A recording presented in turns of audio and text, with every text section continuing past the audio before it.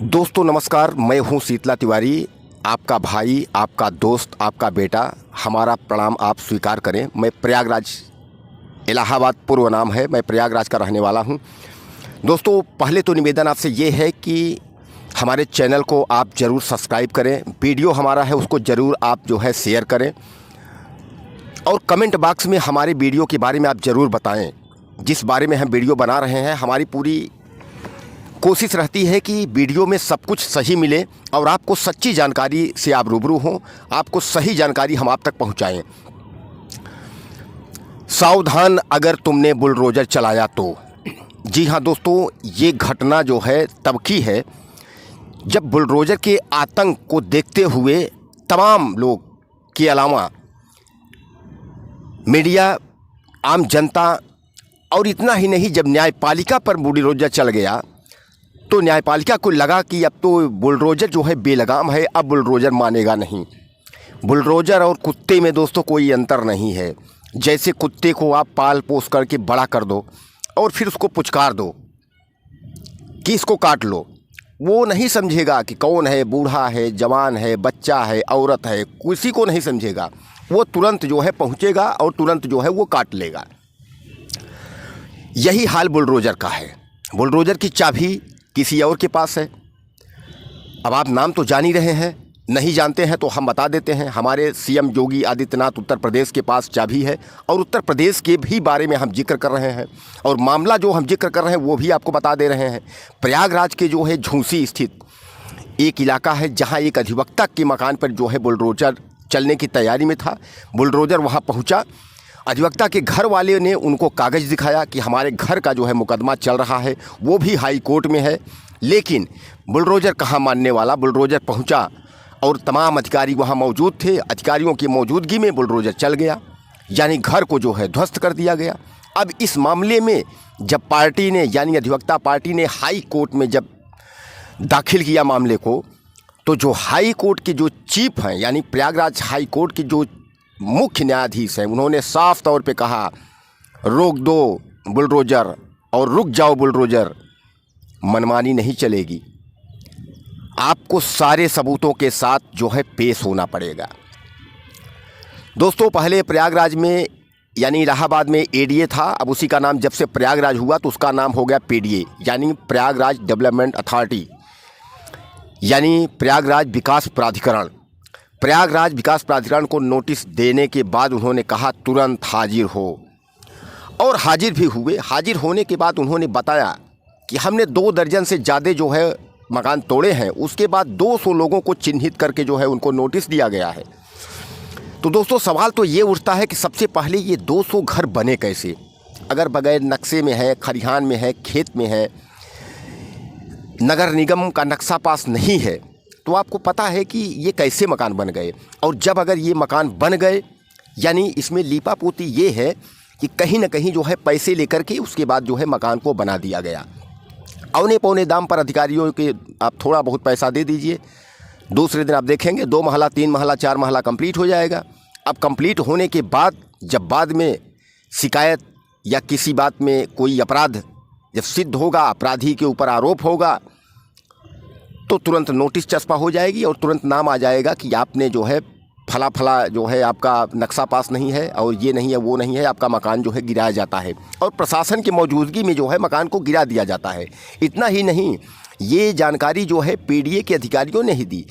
और इस मामले को लेकर के बार के जो अध्यक्ष हैं वकीलों के, यानी वकील जो संगठन अध्यक्ष हैं, और तमाम वकीलों की जो पार्टी थी, उन्होंने यह भी कहा हुजूर बहुत लिपापोती है, यहाँ तो बुलडोजर के नाम पर वसूली भी जारी है। यानी जो है अगर पैसे नहीं है तो बुलडोजर चलना ही चलना है, और अगर पैसे और थोड़ा सिस्टम है तब तो बुलडोजर रुक सकता है।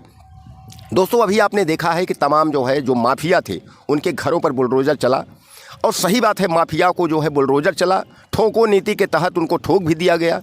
ये तो सही है, क्योंकि औने पौने देखिए हमारे जो है उत्तर प्रदेश के जो मुख्य जो हमारे बाबा हैं योगी आदित्यनाथ, जो चीफ मिनिस्टर हैं, उनका ये है कि न्यायपालिका को क्या देखें, न्यायपालिका में क्या मतलब, न्यायपालिका चलोगे थोड़ा टाइम लगेगा, न्यायपालिका को छोड़ो, ठोको नीति के तहत पहले अपराधी को ठोको, और बुलडोजर नीति के तहत बुलडोजर जो है क्लीन यूपी में उसका सफाया कर दो।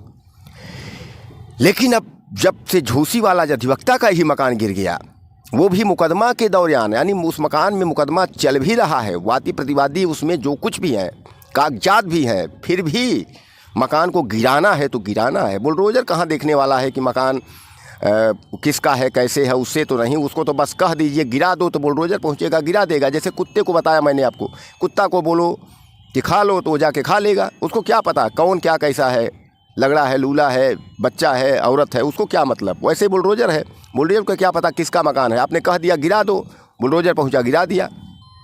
लेकिन उसकी जो लगाम है बुलडोज़र की, वो तो एक ऐसे दबंग व्यक्ति के पास है कि जो तो किसी को सेठता ही नहीं है। लेकिन अब ये है कि अब जो मुख्य न्यायाधीश ने जो आदेश किया, तो मुख्य न्यायाधीश आदेश साहब, अब आपने तो कह दिया कि बुलडोज़र रोको, बुलडोज़र अब नहीं चलेगा। ये ईंट रखने में जो है वो बहुत मेहनत लगती है, और तुमने कैसे चला दिया बुलडोज़र, यानी इतने पसीने की कमाई जो है तुमने जो है बर्बाद कर दिया, बगैर जो है कागज़ की इंक्वायरी किए, बगैर ये सब जो है। लेकिन बुलडोज़र की चाबी जो है, और बुलडोज़र जिसने पाला है, वो सिस्टम जब आपका समझेगा तब न। आपने तो आदेश कर दिया, चूँकि आपके पास तो नहीं है कि पेट्रोल भराएंगे, डीजल भराएंगे, प्रशासन करेंगे इकट्ठा, उसके बाद जो है आप तो केवल आदेश करेंगे। और यही आदेश जो है, चाहे वो सुप्रीम कोर्ट हो, चाहे हाई कोर्ट हो, चाहे मुख्य न्यायाधीश हो, चाहे चंद्रचूड़ साहब हो, चाहे जो भी आदेश करिए, आप आदेश करिए, चिल्लाते रहिए। सत्ते में तो हम हैं साहब। मैं ये नहीं कहता अपराधी हैं, अपराधियों के ऊपर बुलडोज़र चलना चाहिए, बुलडोज़र सही बात है। अगर अपराध किया है उसने तो उसको जो है नाश नबूद होनी चाहिए, उसको मिटा देना चाहिए। लेकिन जो कुछ गरीब हैं, जो अनैतिक हैं, जो बेचारे बिना कसूर के जिनके घरों पर बुलडोज़र चल जा रहा है, गांव में कहीं कोई बात हुई, आपका जो है मकान जो है वो खलिहान में है, बुलडोज़र चलेगा। अभी आपने देखा देवरिया का मामला, देवरिया में जो है प्रेमचंद यादव और सत्यप्रकाश दुबे के बीच में जो है लड़ाई हुई। पहले प्रेमचंद यादव का मर्डर हुआ, उसके बाद जो है उनके तमाम जो समर्थक है वो पहुंच करके और सत्यप्रकाश के पूरे परिवार को मार डाला। यानी सत्यप्रकाश, उनकी पत्नी और 3 बच्चों को जो है जिंदा, यानी उनको जो है कहानी ख़त्म कर दी। और बाद में वहाँ भी बुलडोज़र चला, वहाँ ये हुआ कि बुलडोज़र, और वहाँ बुलडोज़र करीब समझ लीजिए 15 दिन तक थे, सारा प्रशासन वहाँ इकट्ठा था, घर गिरना है, बुलडोज़र चलना है। लेकिन बाद में ऐसा कुछ हुआ कि बुलडोज़र धीरे धीरे करके बुलडोज़र दूसरे तरफ चल दिया। भाई उसको कहीं ना कहीं तो बुलडोज़र को चलना ही है, तो देवरिया से तो बुलडोज़र जो है। लेकिन जो देवरिया में अभी भी जो आरोपी हैं वो बक्से नहीं जाएंगे, क्योंकि देर है लेकिन अंधेर नहीं है। बुलडोज़र तो चलना ही चलना है, क्योंकि नाम जो है आरोपियों समेत जो है 50 लोगों के घर पर बुलडोज़र चलना है देवरिया मामले में। अब ये है कि राजनीतिक लड़ाई अखिलेश और योगी आदित्यनाथ का है, सामने 2024 का चुनाव है, इस वजह से बुलडोज़र थोड़ा थमा हुआ है, सामने चुनाव है, उस चुनाव को देखते हुए बुलडोज़र अभी रुका हुआ है।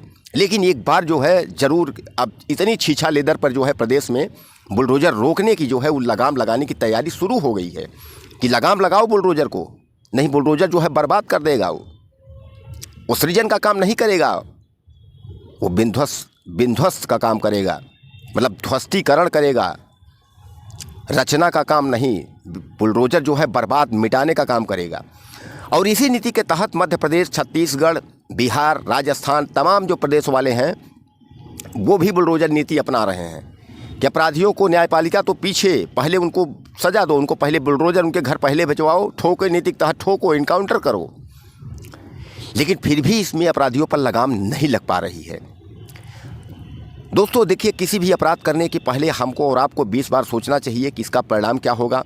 हम जोश में होश खो बैठते हैं, गर्मी में हम ज़रूर किसी की हत्या, मर्डर, तमाम उल्टा सीधा कर देते हैं, लेकिन उसके बाद का जो परिणाम है उसको हम लोग देखते नहीं हैं और पूरे परिवार को जो है बर्बाद होना पड़ता है। यही हाल देखिए प्रेमचंद जो यादव देवरिया में हैं और सत्यप्रकाश दुबे, उनमें यही हुआ। थोड़ी सी ज़मीन के लिए 2 लोगों की जो है, 2 परिवार जो है वो बर्बाद हो गए। एक तरफ प्रेमचंद की अकेले हत्या हुई तो दूसरे तरफ पूरा परिवार की हत्या कर दी गई।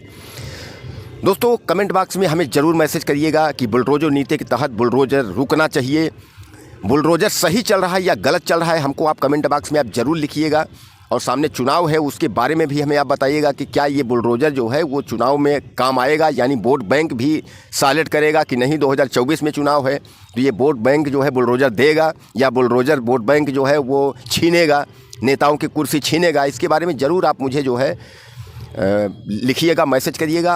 और मैं बार बार आपको यही कहूँगा, मेरे चैनल पर अगर आप नए हैं तो आप सब्सक्राइब करिएगा। मैं पूरी कोशिश करता हूँ कि वीडियो ज़्यादा से ज़्यादा सही से सही वीडियो आपको ला करके और आपके सामने जो है रखें, आप उसको देखें। नमस्कार।